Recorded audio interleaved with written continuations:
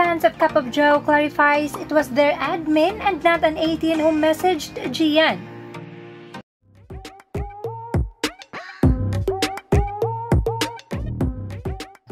First of all, we thank the fans of Cup of Joe for clarifying kung sino ba talaga ang nag-message kay Gian patungkol sa meme issue.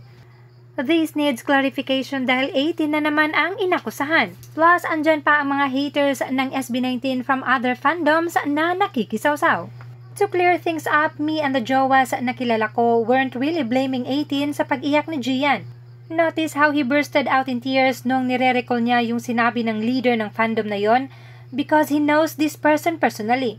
Hindi yan iiyak dahil sinabihan siya ng plastic ng random person na nakita niya sa Twitter. Also, sa fact pa lang na sinabi ng leader ng fandom na yon yung phrase na hindi na ikaw yung Gian na nakilala namin nung di pa kayo sikat. It should have been the confirmation na jowa yan siya.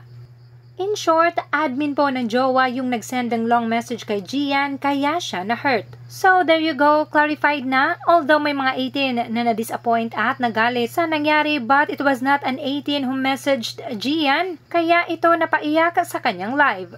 What he meant by leader ng fandom is the leader of his own fandom.